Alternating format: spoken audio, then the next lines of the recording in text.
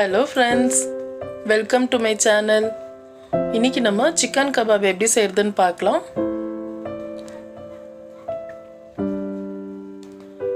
இன்னைக்கு நான் 3/4 kilo chicken எடுத்துக்கிறேன். இதை நல்லா வாஷ் பண்ணியாச்சு. இப்போ தேவையான அளவு உப்பு சேர்த்துக்கலாம். ஒரு முட்டை சேர்த்துக்கலாம். மிளகாத்தூள் 1 டீஸ்பூன் சேர்த்துக்கலாம். மல்லித்தூள் 1/2 டீஸ்பூன், மஞ்சள் தூள் 1/4 டீஸ்பூன், இஞ்சி பூண்டு விழுது 1 டீஸ்பூன்.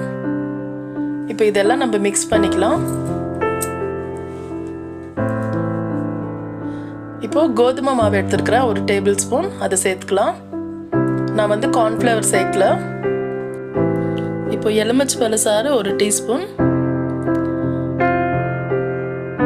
ஒரு மீடியம் சைஸ் வெங்காயம் பொடிசா கட் பண்ணி வச்சிருக்கிறேன், அதை சேர்த்துக்கலாம். அப்புறம் மல்லி இலையும் புதினாவும் கொஞ்சம் கட் பண்ணியிருக்கிறேன், அதை சேர்த்துக்கலாம். இது கொஞ்சம் சேர்த்து செஞ்சால் நல்லா இருக்கும், டேஸ்ட்டாக இருக்கும், ட்ரை பண்ணுங்க. இப்போ இது ஊறட்டும் ஒரு 1/2 மணி நேரம். இப்போ 1/2 மணி நேரம் ஊறியாச்சு. நம்மளுக்கு மசாலா நல்லா பிடிச்சிருக்கும். இப்போ பேனில் நம்ம எண்ணெய் சூடு பண்ணிக்கலாம். இப்போ நம்ம ஒரு சிக்கன் பீஸாக நம்ம எடுத்து விடலாம். எண்ணெய் நல்லா சூடாகி இப்படி பபிள்ஸ் வர்ற மாதிரி இருக்கட்டும். அப்புறம் நம்ம சிக்கன் சேர்த்த உடனே நம்ம மீடியம் ஃப்ளேமில் வச்சுக்கலாம்.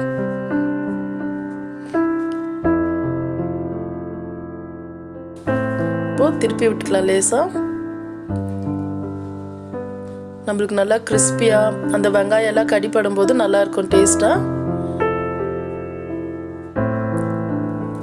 இப்போ நம்மளுக்கு வெந்துடுச்சு, நம்ம எடுத்துடலாம், பிளேட்டுக்கு மாற்றிக்கலாம்.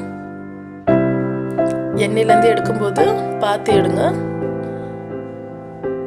இப்படி எல்லாமே நம்ம பிளேட்டுக்கு மாற்றிக்கலாம். பாருங்க, நம்ம சிக்கன் கபாப் ரெடி ஆயிடுச்சு. இன்னும் நல்லா வந்திருக்கு பாருங்க. நம்ம ஹோட்டலில் வாங்குற மாதிரியே நம்ம வீட்டில் இருக்கிற மசாலா வச்சு நல்லா கிறிஸ்பியாக டேஸ்ட்டாக செய்யலாம். இவ்வளோதான் ஃப்ரெண்ட்ஸ். இந்த வீடியோ உங்களுக்கு பிடிச்சிருந்தா லைக் பண்ணுங்கள், ஷேர் பண்ணுங்கள், மறக்காமல் சப்ஸ்கிரைப் பண்ணுங்கள். தேங்க்யூ.